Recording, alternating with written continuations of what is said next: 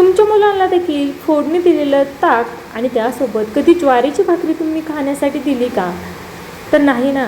परंतु माझ्या आयुष पियुषला मी ही सवयच लावली की रविवारच्या एक दिवशी दुपारच्या जेवणामध्ये छान ताक फोडणी देऊन आणि त्यासोबत ज्वारीची भाकरी. अगदी आठवडाभर माझं असंच असतं. एक दिवस कारल्याची भाजी, जी मुलांना आवडत नाही परंतु ते पौष्टिक आहे ते तर मात्र मी हमखास देते. त्यामुळे तुमच्या मुलांना देखील सवय लावायची असतील तर अशा कोणकोणत्या रेसिपीज आहे त्याच्या खूप सगळ्या व्हिडिओज आपण पाहणार आहोत. सो हाय, मी कविता. मी घेऊन येत असते तुमच्यासोबत अशाच काही नवनवीन टिप्ससहित रेसिपीज, त्यासोबत व्हिडिओ चालू आहे. आणि त्यामुळे मला आज रेसिपी करण्यासाठी अगदी वेळच मिळाला नाही. खूप सगळा पसारा किचनमध्ये हॉलमध्ये ठेवलेला आहे आणि अगदी रेसिपी करण्यासाठी तेवढा वेळही मिळाला. त्यामुळे म्हटलं चला एक तुमच्यासाठी एक बेस्ट अशी काहीतरी व्हिडिओ घेऊन येऊया. आणि त्यामध्ये आज मी घेऊन आलेले आहे की लहान मुलांना तुम्ही जेव्हा पौष्टिक आहार द्यायचा म्हणता त्यावेळेस आठवड्यातून नेमकं कोणत्या कोणत्या गोष्टी दिल्या पाहिजेत त्या संदर्भातील मी हा व्हिडिओ बनवलेला. त्यामध्ये आठवड्यातून टिफिनसाठी अगदी आठवड्याच्या सुरुवातीला आणि एकदा 2-3 दिवसानंतर कडधान्य मी देतच असते.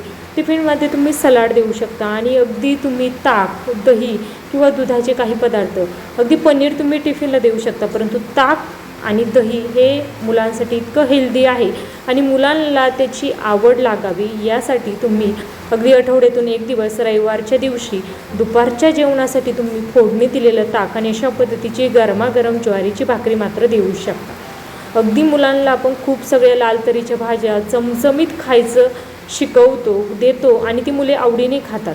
परंतु असे काही पारंपरिक पदार्थ आहे की ज्यांची सवय देखील आपल्या मुलांना असली पाहिजे.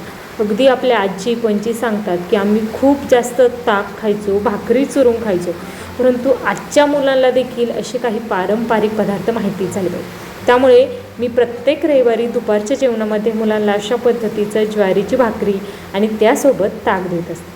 अगदी मोठा भाऊ खात आहे हे पाहून अगदी आयुष देखील पटकन येऊन बसला आणि तो देखील खाण्यास सुरुवात झाली.